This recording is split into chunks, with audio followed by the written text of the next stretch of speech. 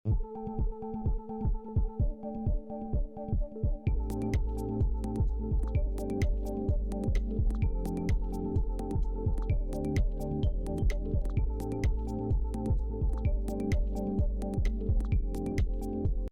maya kembali dihebohkan dengan berita Dr. Richard Lee.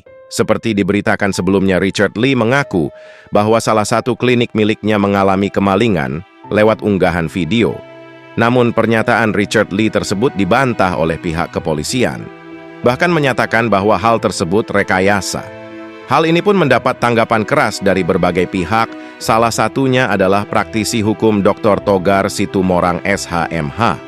Berikut pesan dari Togar Situmorang untuk pihak kepolisian. Horas, salam, saya advokat Dr. Togar Situmorang.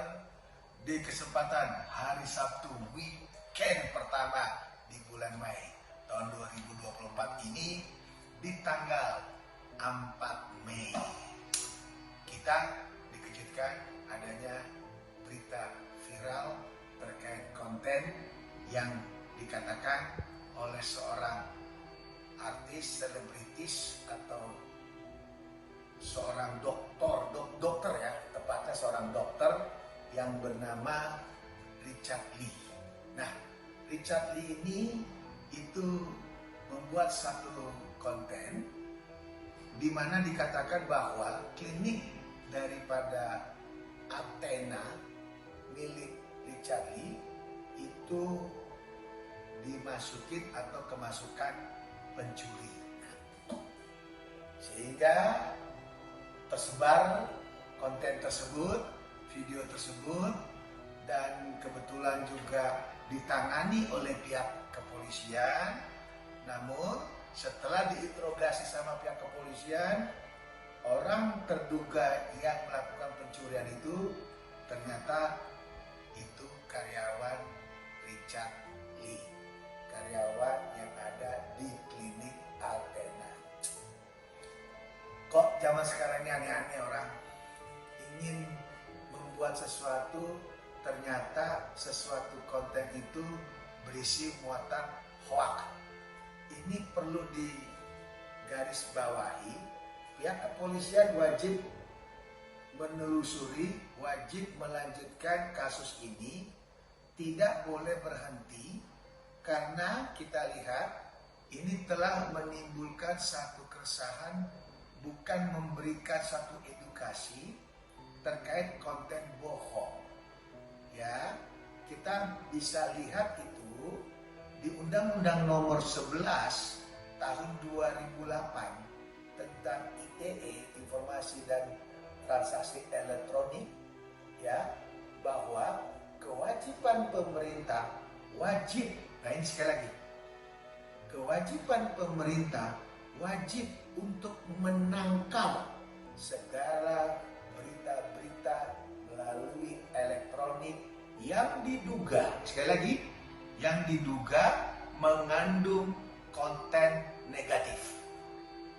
Nah, di Undang-Undang Nomor 11 tahun 2008 ini, konten-konten yang diduga, ya, yang diduga konten negatif itu yang wajib dihindari adalah satu, informasi atau dokumen elektronik, ya, yang melanggar undangan. Satu, pornografi, porno aksi terkait anak.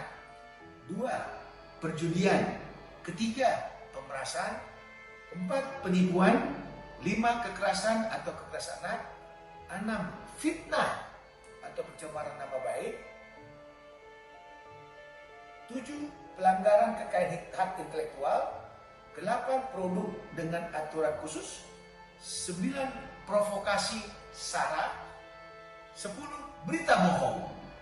11. Terorisme dan radikalisme. Itu semua adalah konten-konten yang memang dilarang untuk disebarkan melalui ITE, ya. Dan kita harapkan atas peristiwa yang dilakukan oleh Dr. Richard Lee yang menyatakan klinik Athena kemalingan, ternyata setelah polisi mendapatkan interogasi awal itu adalah karyawan dan disuruh melakukan perbuatan itu, Dan yang lebih parah lagi, pada saat diinterogasi, dari pihak Athena sendiri itu tidak mau memberikan keterangan kepada pihak kepolisian.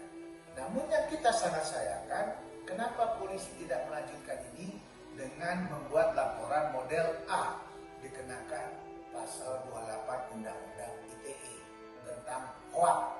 Nah, ingat Pak Polisi, ini semua sudah ada regulasinya, di mana di aturan hukum itu jelas bahwa Undang-Undang Nomor 11 Tahun 2018 terkait konten-konten negatif yang tadi saya sebutkan di atas, salah satunya konten tentang berita bohong, itu wajib.